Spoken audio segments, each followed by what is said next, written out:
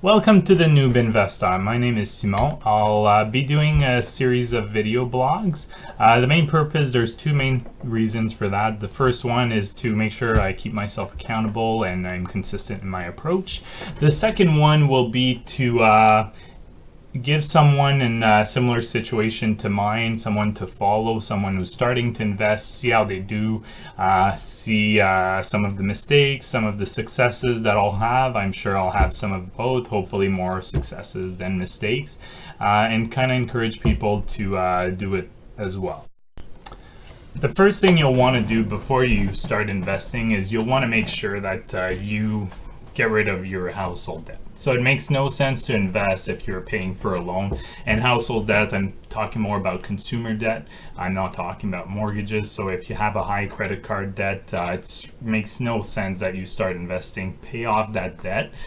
Whether if you have to reduce your expenses, get more income, get a consolidation loan if you need to.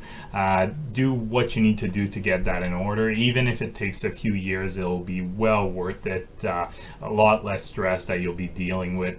Trust me, I can tell you from personal experience.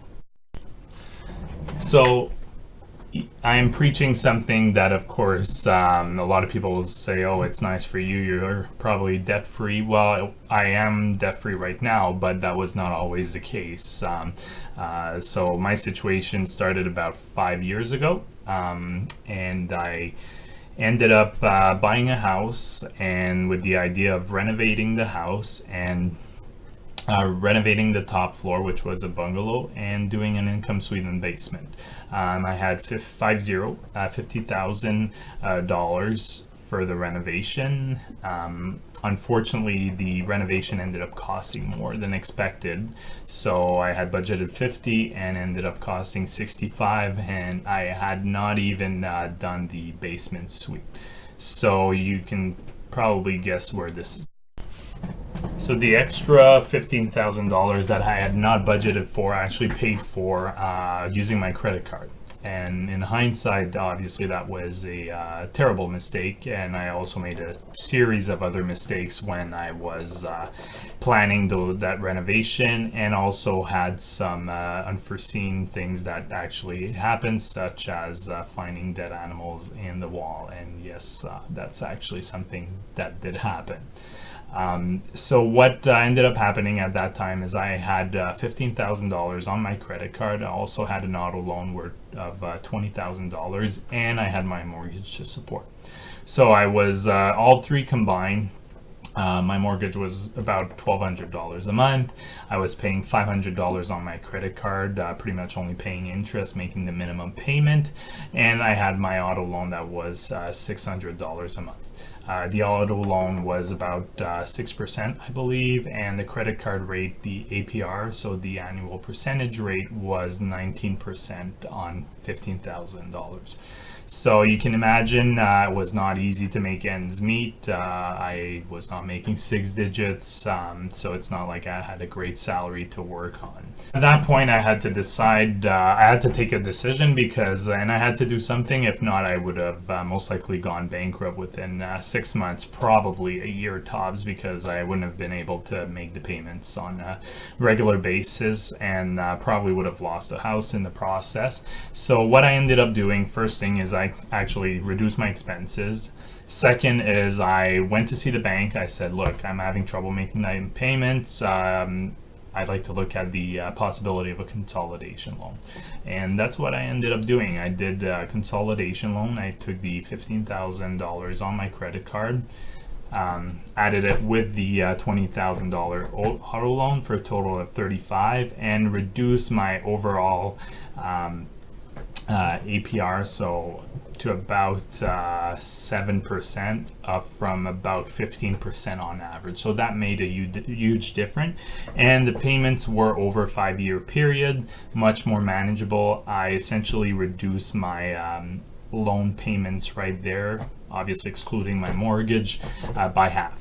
So that made a huge difference for me, and I really recommend someone in a similar situation to actually look into those options. Go see your bank, go see other financial institution too. I would recommend comparing. I did not in my case, but I would definitely recommend comparing, because sometimes you might actually be able to get the same service at a better rate. But getting that in order really, first of all, a lot less stress. I don't know about you, but if you have a lot of debt, it can be extremely stressful. I know how it feels. I know how you feel.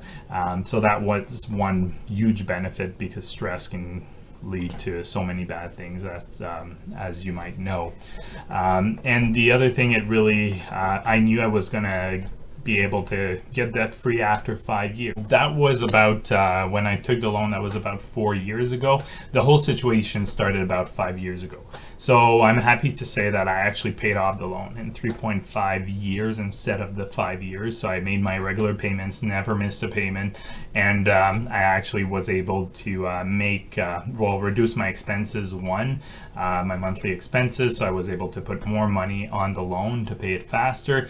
And I'm fortunate enough that I have extra income from poker to come in. I've done pretty well over time, so that did help me. I made some decent money, especially last year, and I used that money to pay off my loan. I hope that you've enjoyed this first episode of my video blog, The Noob Investor.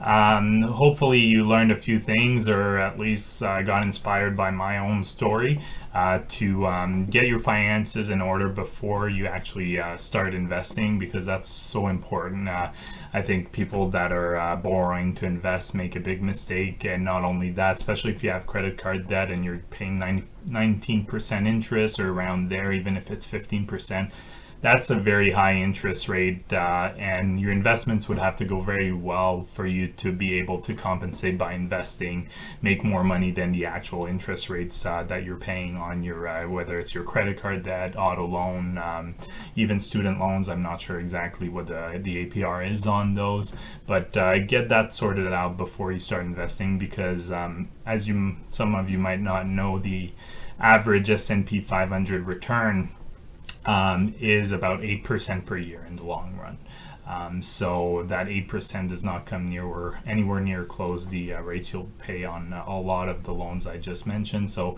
get that in order. The next episodes, I'll be talking about my early investment mistakes, and I think some common mistakes that people make when investing. So hope you enjoyed it, and I'll see you next time.